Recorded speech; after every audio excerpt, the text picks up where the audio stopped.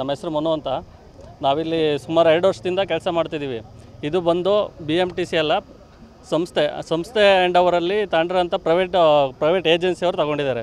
ಈ ಏಜೆನ್ಸಿನಲ್ಲಿ ನಾವು 2 ವರ್ಷದಿಂದ ಕೆಲಸ ಮಾಡ್ಕೊಂಡಿದ್ದು ನಮಗೆ ಯಾವುದೇ ಇಂಕ್ರಿಮೆಂಟು ಸಿಕ್ಕಿಲ್ಲ. ಬಂದು ಬೇಸಿಕ್ ಸ್ಯಾಲ್ರಿ ಬಂದು 20,000 ಸ್ಯಾಲ್ರಿ ಇದೆ. ಅದರಲ್ಲಿ PF PSA ಅಂತೇಳಿ 2,000 ಚಿಲ್ಲರೆ ಕಟ್ಟಾಗುತ್ತೆ. ಅದು ಕಟ್ಟಾಗಿ ನಮ್ಮ ಕೈ ಸಿಗೋದು 18,000 ಮಾತ್ರ. 18,000 ಸಿಗುತ್ತೆ. ಅದರಲ್ಲಿ ನಾವು ನಮ್ಮ ದಿನನಿತ್ಯ ಖರ್ಚುಗಳಿಗೆ ಅಂತೇಳಿ 100 ರೂಪಾಯಿ ಬಾಟ ಕೊಡ್ತಾರೆ. ಅದು ನೈಟ್ ಆರ್ಟ್ಗೆ 100 ರೂಪಾಯಿ ಬಾಟ ಕೊಡ್ತಾರೆ. ಒಂದು ದಿನಕ್ಕೆ ಬೀಳೋದು 50 ರೂಪಾಯಿ ಬಾಟ ಬೀಳುತ್ತೆ. ಅದು ಊಟ ತಿಂಡಿಗೆ ಅಂತೇಳಿ ಕೊಡ್ತಾರೆ. ಅದೆಲ್ಲ ಮುಗೀತು, ಆಯಿತಾ.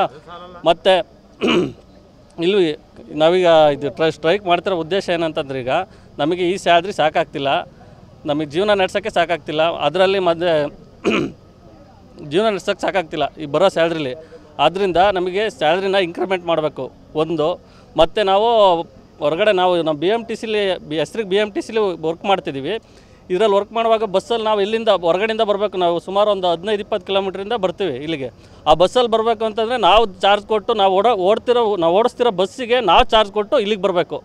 ಅದೆಷ್ಟಿದ್ರೂ ಕೂಡ ನಾವು ಚಾರ್ಜ್ ಕೊಟ್ಟು ಇಲ್ಲಿ ಬರ್ತೀವಿ. ಅದನ್ನು ನಮಗೆ ಕೊಡಬೇಕು. ಮತ್ತು ಇಷ್ಟು ಸ್ಯಾಲ್ರಿಗೆ ಆಗಲ್ಲ ಡ್ಯೂಟಿ ಮಾಡೋದಕ್ಕೆ ಅಂತೇಳಿ ಕೇಳ್ಕೊಂಡು ಇಂಕ್ರಿಮೆಂಟಿಗೆ ಕೇಳಿದ್ವಿ. ಸ್ಯಾಲ್ರಿ ಬರ್ತಿದೆ, ಸ್ಯಾಲ್ರಿ ಬರ್ತಿದೆ. ಬಟ್ ನಾವು ಕೇಳ್ತಿರೋದು ಸ್ಯಾಲ್ರಿ ಇದು ನಮಗೆ ಸಾಕಾಗ್ತಿಲ್ಲ. ಸ್ಯಾಲ್ರಿ ನಮಗೆ ಸಾಕಾಗ್ತಿಲ್ಲ ಸರ್, ಸಂಬಳ ಜಾಸ್ತಿ ಮಾಡಬೇಕು. ಇಷ್ಟು ಕೇಳ್ತಿದ್ವಿ. ಇಷ್ಟು ಕೇಳಿದ್ಕೆ ಇಲ್ಲಪ್ಪ ನಾವು ಮಾಡೋದು 1,000 ಸ್ಯಾಲ್ರಿ ಜಾಸ್ತಿ ಮಾಡ್ತೀವಿ, ಇದ್ರ ಮೇಲೆ ಮಾಡೋಕ್ಕಾಗಲ್ಲ, ಇದ್ರ ಮೇಲೆ ಸ್ಯಾಲ್ರಿ ಜಾಸ್ತಿ ಮಾಡೋಕ್ಕಾಗಲ್ಲ, ಮಾಡೋ ಇಷ್ಟ ಇದ್ದರೆ ಮಾಡಿರಿ, ಇಲ್ಲಾಂದರೆ ಹೋಗ್ರಿ ಅಂತಂದರು. ನಮಗೆ ಮಿನಿಮಮ್ 25,000-30,000 ಸ್ಯಾಲ್ರಿ ಬೇಕು ಸರ್.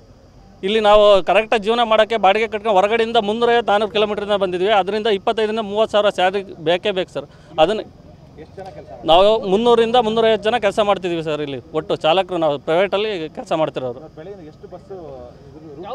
ರೂಟಿಗೆ 82 ಗಾಡಿ, ನೈಟ್ ಆರ್ಟ್ ಗಾಡಿ 80-85 ಗಾಡಿ ನೈಟ್ ಆರ್ಟ್ ಯಾವ ಹೊರಗಡೆ ಹೋಗಿಲ್ಲ. ಎಲ್ಲ ಚಾಲಕರು ಇಲ್ಲೇ ಇದ್ದು ಇದಕ್ಕೆಲ್ಲ ಸ್ಪಂದಿಸ್ತಿದ್ದಾರೆ ಸರ್.